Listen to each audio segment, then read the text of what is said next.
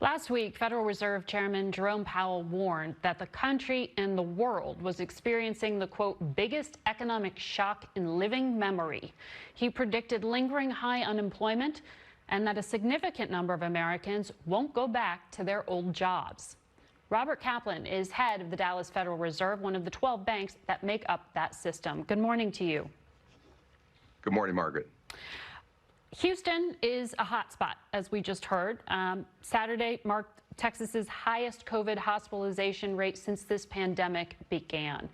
The governor is continuing to reopen businesses. Elsewhere in the West, out in Arizona, also seeing some hot spots, flare-ups. Governor's not requiring people to wear masks. As an economist, what do you make of these policy choices? Is it going to impact the economic rebound? Yeah, so we knew as part of the reopening that we would get more cases. The thing we're watching are there so many cases that has the risk of overwhelming the healthcare system? We're not seeing that at all here, but I think what you point out is that the healthcare response at this point is as important as fiscal or monetary policy. And in particular, it's critical, based on my conversations with epidemiologists, that people widely wear masks, that we have good testing and contact tracing. And I think the extent we do that well will determine how quickly we recover. We'll grow faster if we do those things well. And right now, it's relatively uneven. So that is a false choice, the dichotomy between reopening and being able to follow these policy prescriptions. I think that's an important point you made. That's right. That is exactly what I'm saying. Do you still believe that the national unemployment rate will tick up to 20%? Because we've seen this change in the past few weeks.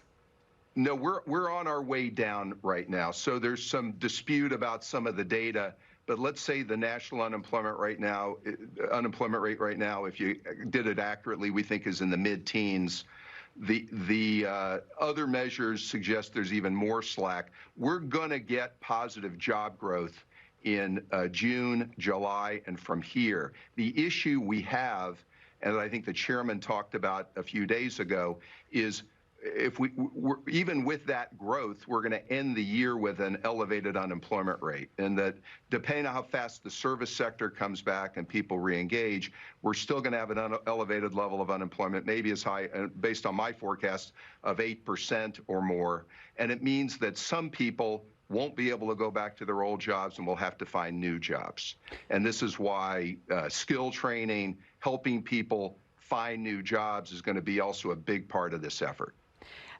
If Congress doesn't renew provisions like the federal moratorium on evictions, if they don't include the $600 boost to unemployment when it all expires in July, what will be the impact?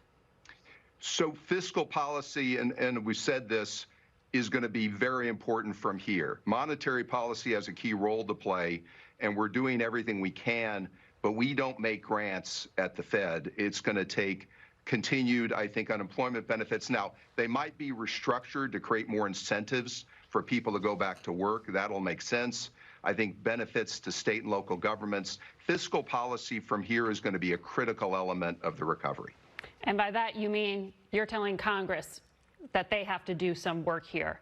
I want to... I'm being careful as a central banker not to tell the fiscal authorities what to do. I know you are. I know you are. But I would say fiscal policy is going to be critical from here. I know why you're using the language you are. I was just trying to help our audience understand there.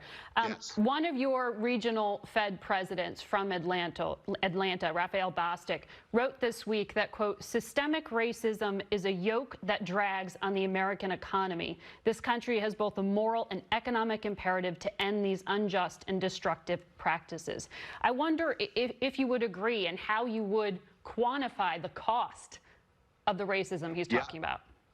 I would agree. You know, going into the crisis, we had made a big point and have been working for years at the Dallas Fed, but across our Federal Reserve system to help improve skills training, to improve educational attainment, because we strongly believe a more inclusive economy will lead to better growth.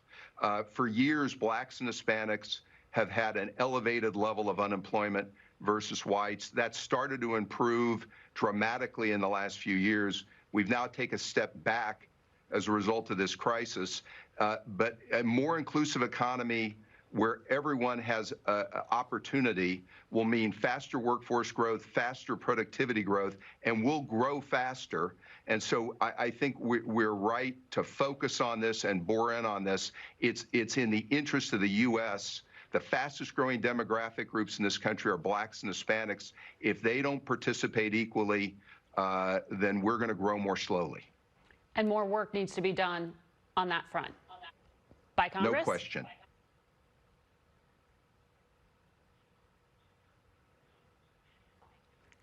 I think that's what you're saying. All right. Thank you very much, Robert Kaplan of the Dallas Fed, for giving us your